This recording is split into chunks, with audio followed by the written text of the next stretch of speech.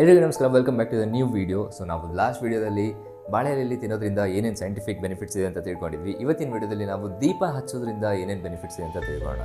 So ದೀಪ ಯಾಕೆ ಹಚ್ತಿದ್ರು? ನಮ್ಮ ಪೂರ್ವಜರು ಏನೋ ಒಂದು ಪದ್ಧತಿನ ಸ್ಟಾರ್ಟ್ ಮಾಡಿದ್ದಾರೆ ಅಂದರೆ ಅದು ಜಸ್ಟ್ ಮಿತ್ ಅಥವಾ ಸ್ಪಿರಿಚುವಲ್ ಆ್ಯಕ್ಟಿವಿಟಿ ಅಂತ ಅಲ್ಲ, ಅದರಿಂದ ಸೈಂಟಿಫಿಕ್ ರೀಸನ್ ಇದ್ದೇ ಇರುತ್ತೆ. ಸೊ ಇವತ್ತಿನ ವಿಡಿಯೋದಲ್ಲಿ ನಾವು ದೀಪ ಹಚ್ಚೋದ್ರಿಂದ ಆಗೋ ಸೈಂಟಿಫಿಕ್ ಬೆನಿಫಿಟ್ಸ್ ಏನಂತ ತಿಳ್ಕೊಳ್ಳೋಣ. ಸೊ ಸೈಂಟಿಫಿಕ್ ಬೆನಿಫಿಟ್ಸ್ ಅಂತ ಬಂದಾಗ ನಮ್ಮ ಹ್ಯೂಮನ್ಸ್ಗೆ ಜಾಸ್ತಿ ಓವರ್ ಥಿಂಕ್ ಮಾಡೋರು, ಜಾಸ್ತಿ ತಲೆಯಲ್ಲಿ ಥಾಟ್ಸ್ ಇಟ್ಕೊಂಡಿರೋರು, ಇವ್ರಿಗೆಲ್ಲರಿಗೂ ಏನಾದರೂ ಒಂದು ಸೊಲ್ಯೂಷನ್ ಬೇಕಂತಂದರೆ ಅದು ದೀಪ.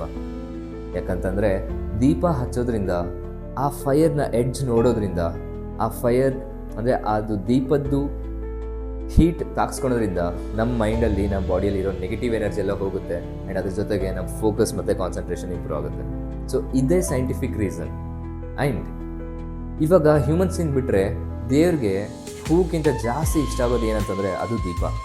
ಯಾಕಂದರೆ ನಮಗೆ ಹೇಗೆ ಒಂದು ಪರ್ಫ್ಯೂಮ್ ಹೊಡ್ಕೊಂಡಾಗೆ ಆ ಸುಗಂಧ ಕೇಳಿಸ್ಕೊಂಡು ಆ ಸುಗಂಧನ ಅನುಭವಿಸ್ಬೇಕಾದಾಗೆ ಆ ಸಂತೋಷ ಆಗುತ್ತೆ, ಅದೇ ಥರ ಆ ದೇವ್ರಿಗೆ ಆ ದೀಪ ನೋಡಿದಾಗ ಆಗುತ್ತಂತೆ. ಅದಕ್ಕಾಗಿ ನಮ್ಮ ಪೂರ್ವಜರು ದೇವ್ರಿಗೂ ಖುಷಿಯಾಗುತ್ತೆ, ಮನುಷ್ಯರಿಗೂ ಬೆನಿಫಿಟ್ ಇದೆ ಅಂತ ದೀಪ ಹಚ್ಚೋ ಪದ್ಧತಿನ ಸ್ಟಾರ್ಟ್ ಮಾಡಿದ್ದು. ಬಟ್ ಆದರೆ ಈಗಿನ ಜನ ಎಲ್ಲ ಆ ಪದ್ಧತಿನ ಬಿಡ್ತಿದ್ದಾರೆ. ಆ್ಯಂಡ್ ನೀವು ಕೂಡ ಅಬ್ಸರ್ವ್ ಮಾಡ್ಬೋದು, ನಿಮ್ಮ ಅಕ್ಕಪಕ್ಕ ಒಂದು 10 ಜನದಲ್ಲಿ 8 ಜನ ಓವರ್ ಥಿಂಕರ್ ಇರ್ತಾರೆ. ಯಾಕಂತಂದರೆ ಅವರು ದೀಪನೇ ಹಚ್ಚೋದಿಲ್ಲ ಅಥವಾ ಈ ಪದ್ಧತಿದು ಬೆನಿಫಿಟೇ ಗೊತ್ತಿಲ್ಲ. ಸೊ ದೀಪ ಹಚ್ಚೋದ್ರಿಂದ ಈಸಿಯಾಗಿ ಓವರ್ ಥಿಂಕರ್ ನಾರ್ಮಲಾಗಿ ಕಾಮಾಗಿರ್ಬೋದು.